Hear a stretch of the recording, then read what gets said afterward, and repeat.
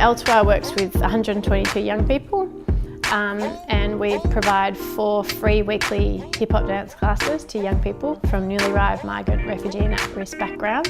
For a young person when they're newly arrived, there's a lot of instability, there's a lot of change, and I think what that was providing them was with something that was constant in their life. So they knew that kind of every Saturday they could rock up and have a familiar group of people. I think it was really just about creating a safe environment for young people to feel confident to dance.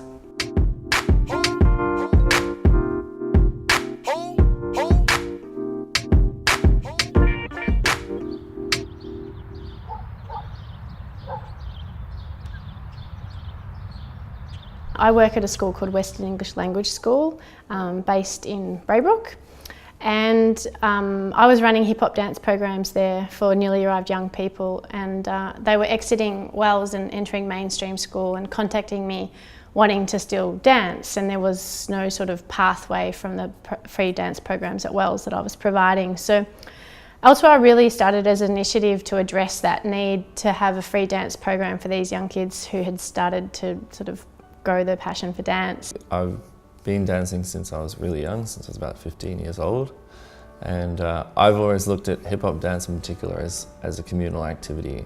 A lot of people see dance as a performer audience type of thing, and I enjoy that, but I look at dance as a thing that's for everybody, and it breaks down that wall between the audience and performer, and something that we can utilize to create a community.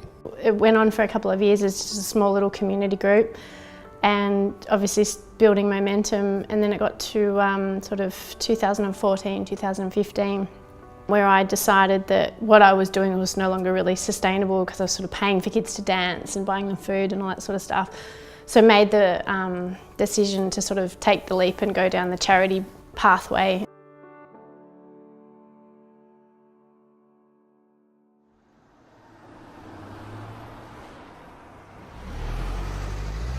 When we applied for the funding network, it was a really great time for L2R as a charity. We were in our first year of operations, so really new.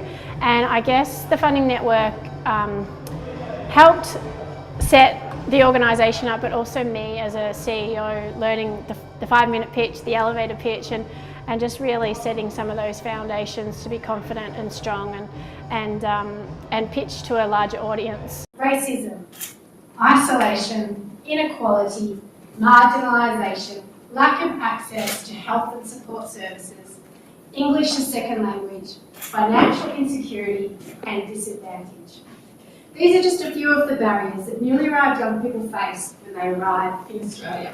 Before you pitch, there's sort of half an hour of meet and greet where you stand around, and 3 of the boys were standing there and just talking to some man, and they were having a great conversation and quite jovial and stuff, and I kept trying to get in on the conversation, but the man didn't really want to talk to me, he wanted to talk to the young people, so that was cool, I just let that go.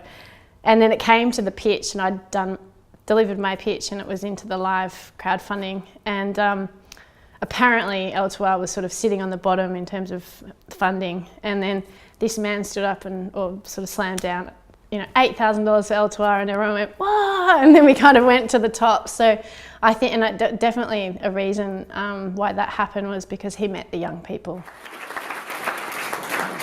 L2R is extreme. It makes me happy and more awesome for the future. L2R cares about people. L2R has helped me with a lot of things like making new friends. The boys were in the audience and they were sitting there like really sad and like pretending that we'd lost. And I kept looking at them going, why are they being so strange? And it was because they were trying to play a joke because we'd raised so much money. So it was a nice little experience for the boys as well.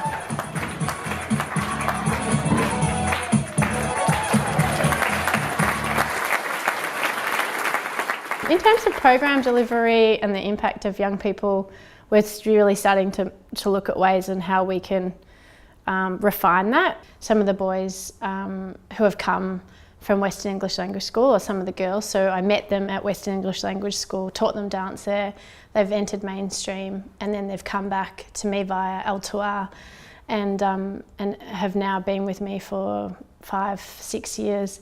and a few of them now are becoming emerging artists. The Emerging Artist program that I manage under L2R, one of its goals at the moment is to look at how young people in L2R will be moving out of L2R and beyond. And so this program, the Emerging Artist program, is about increasing those young people's employability, their ability to write and communicate, and public speaking, for instance. L2 just don't teach dance. It actually help young people like me. I'm an emerging artist. It helped me create my CV and personal letter and yeah, everything. Not just a smart guy. I mean, not just a dancer, but Nas is like my mentor. Having a 12-year-old and a 25-year-old works because then we have peer-to-peer mentoring. So that's obviously a positive outcome, but definitely something like a secondary outcome, but definitely not something that we ever thought would come from this program or this free dance space. I don't treat my job as a dance instructor, somebody comes in and yells 5, 6, 7, 8 and here we go, everyone listen to me. And I also don't look at my job as only operating from 4:30 to 6:30 on a Friday. It's really cool that I can get paid for the time that I am paid for, but also that these young people get to join this sort of larger community. And I see that as something that allows young people, like it did it for me as a young person, to imagine myself beyond my suburb and beyond my city, and dreaming about friends that I might have all around the world. And it's really kind of a global community. I think the funding network was really important for L2R because we were so young, we were in those early stages of development. It gave us a great opportunity to flesh out who we were really quickly and give me practice in pitching, I guess, to people that I was then able to take on to other meetings and network meetings and built confidence within myself and then obviously the organisation.